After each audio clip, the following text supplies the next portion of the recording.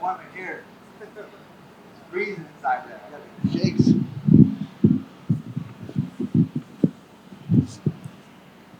Well, first of all, congratulations. How are you feeling about a performance like that? Feeling amazing. That's a tough adversary in Brian Kelleher. He's very unorthodox, very strong, very skilled. But my coaches have got me ready, prepared for this fight. Is that kind of how you expected it to go? Yeah, 100%. Everything that we worked on in camp and knew that he was going to do, Alex and Chase and Mateus said that this is what he does, and just to prepare for it. But still, he was game. He was ready. He was hungry. So hats off to him. He was a great warrior tonight.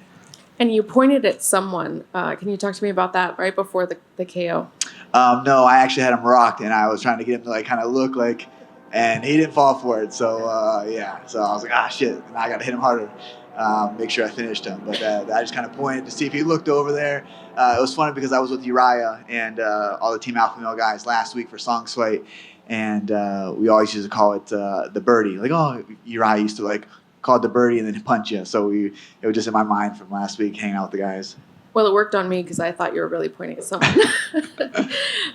What did you think of him? I know you weren't in there very long, but was there anything about him that surprised you? Did you have to adjust anything? Yeah, he's a gritty veteran. He's got almost 40 professional fights. He's got some big wins over some, Hidden Brow world champion. And he actually beat my real good friend, training partner, gave him his first loss as a pro. So this one was good to get back. But like I said, such a great guy, good team. I knew he was tough and durable and just had to get him out of there. I know nothing's going to feel as good as winning the title, but where would you rank this amongst all your wins? I mean, I think anytime you get a win inside the octagon is, it's up there, especially you get to finish against a guy like Brian Kelleher.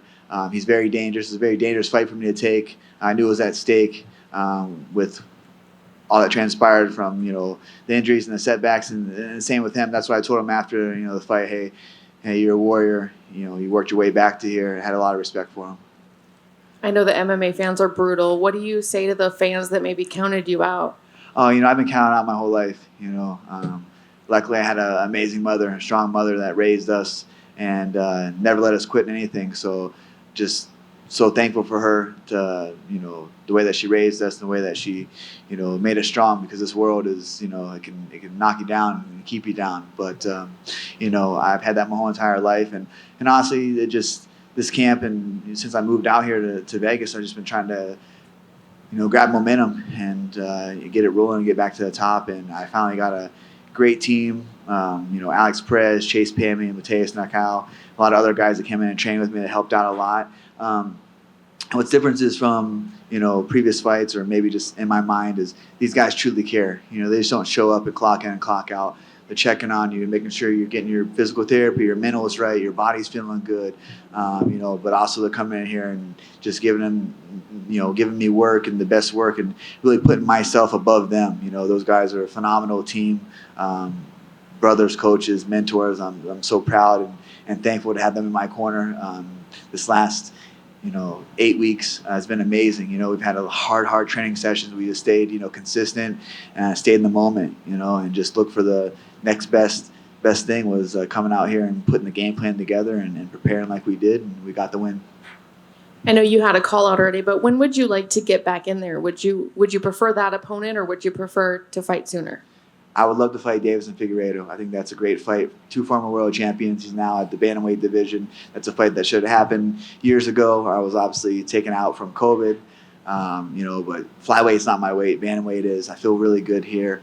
So I love that fight. I talked to Sean about it. He's all for it. UFC 300, I think that would be an amazing card to put us on, and something that excites me, gets me hungry, gets me motivated and driven to go on there and face one of the best flyweights that came up to bantamweight, former world champion, like I said, and we're both on our way back to the top. That's what we want. That's why we're in this sport, is to be the best. And I think trailblazing through him puts me right to the top. Thank you. Cody, right here. Before your last fight, a lot of the narrative that you would bring up, especially in media today, was you wanted to get momentum. Momentum was the big word you kept bringing up. So since then, a lot more injuries and stuff, and you had to, you're on the shelf again for a bit. So what was the last several months like for you, given you got the momentum back and then you hit another speed bump before the Bautista fight? That's just life. That's how it goes. I mean, look at my career. I was, 6 fights in the UFC, world champion, 11-0. I had a, amazing transcend to the top, and some people don't ever get to that position in their life or their career. So I've been there, and I'm forever grateful for the opportunities that the UFC's given me, the learning lessons, the ups and downs. Like I literally have grown in here so much, and to be a veteran of the sport, 32 years old, to obtain what I've been able to do, and still have so much left in the tank. Just excited. That's the ultimate word, is just excited for the momentum that I have now going into 2024. A big call out with Deiveson Figueiredo, matchmakers, the fans. I think everybody in the media can get behind that fight as well. So hopefully, we go in there and get that signed and get ready to go in there and test my mettle against him. And I know a lot of the narrative in this fight was like, new team and you're in Vegas now and everything. But, there's a lot of alpha male guys on this card, like, Emmett and Feely were here. So what was it like being in fight week, seeing them and, you're not directly involved, but I know you still consider yourself kind of part of that team. Oh, yeah, those are my brothers. Those I'm forever grateful for Team Alpha Male, Uriah Faber, what he's built out there. I was just a young kid lost, just trying to find my way, and I stumbled out to Sacramento, California, and Uriah took me under his wing, and I was able to make it 5-0 in the UFC, got to the UFC, and trailblazed to the top. I would not be here without those guys. Danny Castillo, Chris Holdsworth, Michael Malott. He's having an amazing career in himself.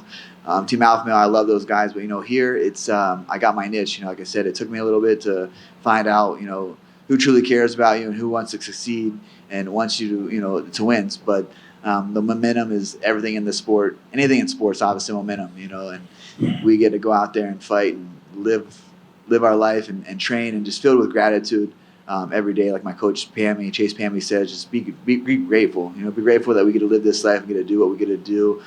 So just being humbled every day with these guys and just knowing we're working in silence, but we're working hard and we're coming back for the top.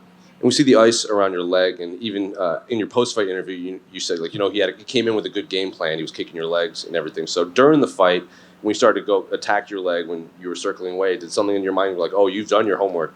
I know what you're trying to do. I think he found success with 1 or 2 leg kicks early on, and then I checked the kick, and that's why I had the hematoma with the ice around my leg.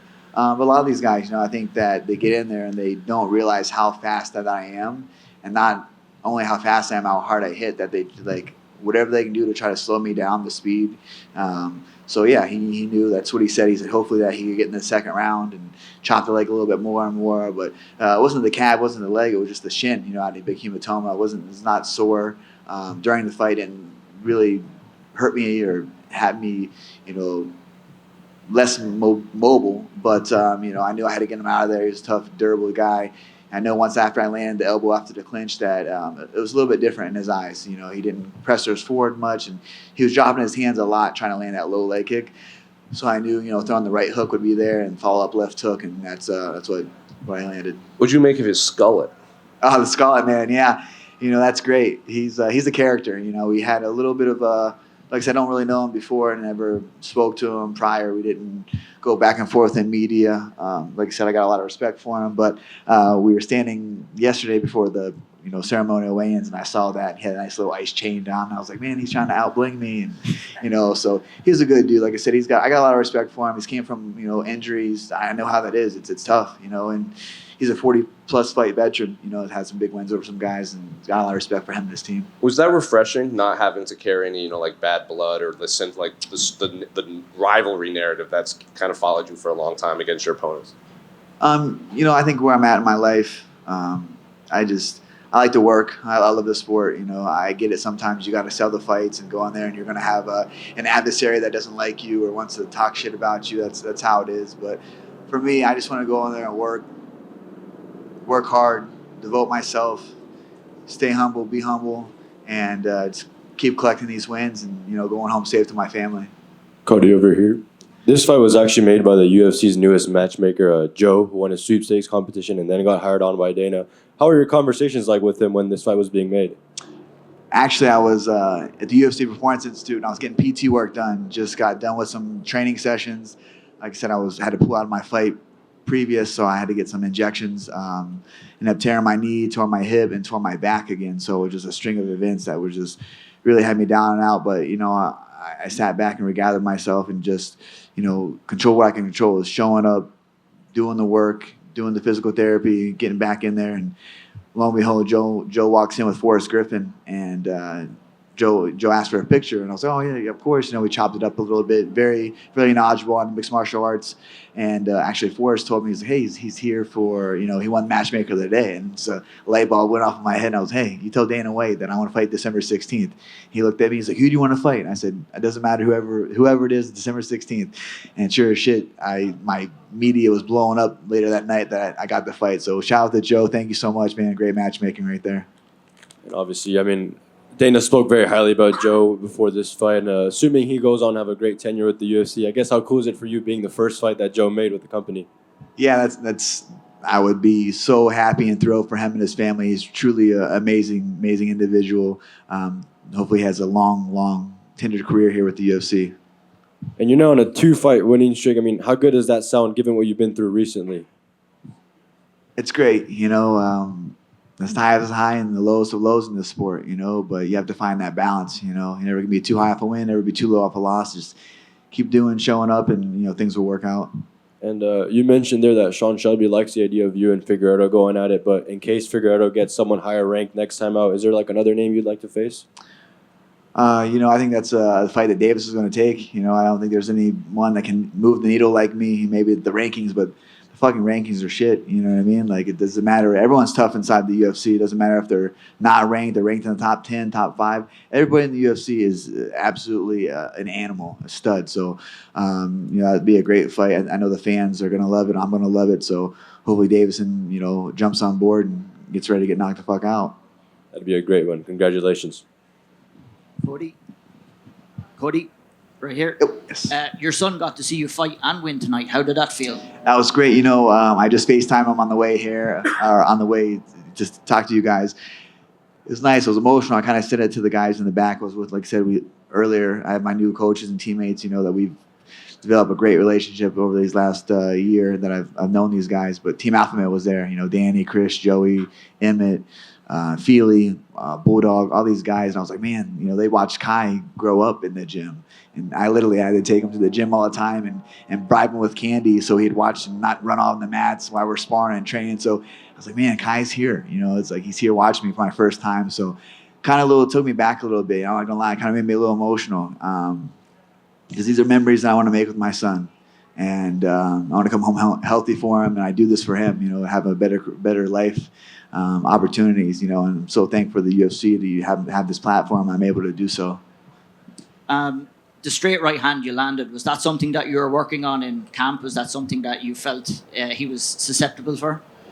Yeah, like I said, my coaches have made, training so much fun, consistent, just fun, and being myself, like not trying to reinvent the wheel. I know what I possess, my skills, my speed, my power, my vision inside there. And we just honed the skills and worked on the camp, and that was them. That was all them. I just showed up and, worked hard and believed in myself. And when I didn't believe in myself, they pushed me to, keep going and just being consistent. So yeah, we knew, I have a new striking coach, Mateus Nakao. Amazing human, first and foremost, but so knowledgeable. He's from Nova União, worked with Jose Aldo for so long, and he's just a pleasure to work with. He makes it so much fun, makes it easy, So I'm glad to have him part of my team, and hopefully we ride this till the wheels fall off. A win over Deiveson Figueiredo. Where do you think that will lead you into the division? He's ranked 7th or 8th right now, so right back there. I'm gonna knock him out and go right to the top. That's why I'm in the sport. I'm not here to be runner up or anything else like that. And I got good momentum. I got a good head on my shoulders. Things are good. I'm so filled with gratitude, and I'm healthy. So let's run 2024.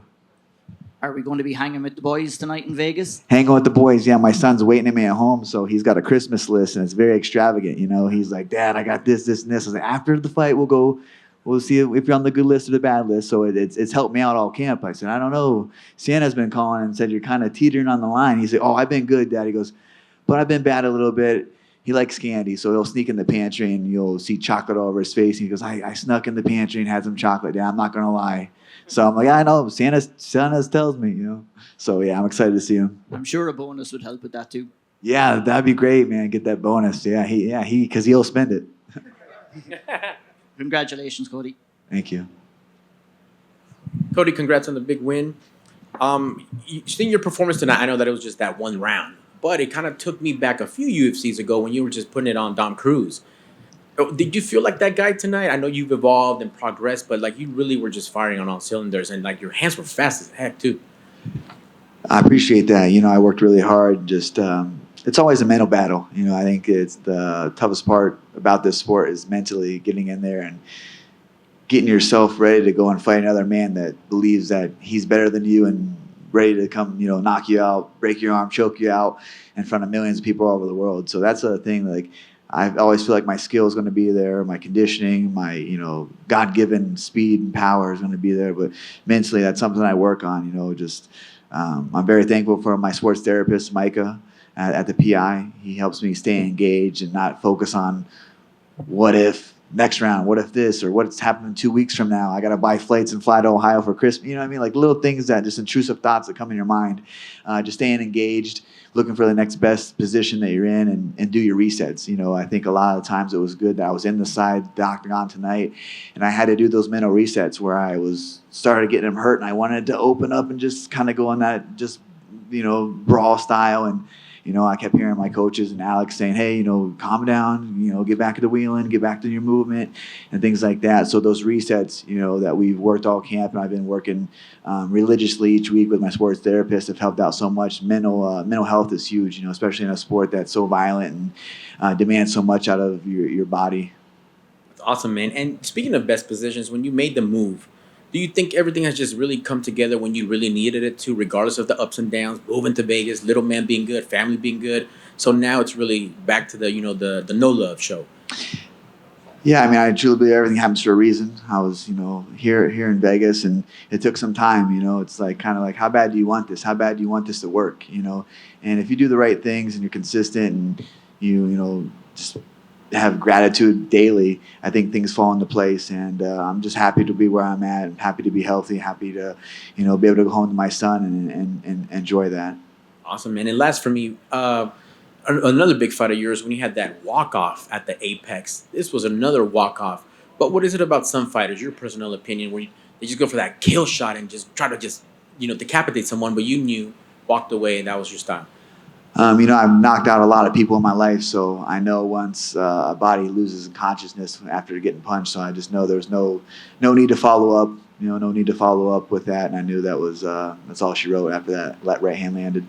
Well done, son. Congrats on the win. Happy holidays. Happy holidays. All right, thanks, guys. Appreciate it.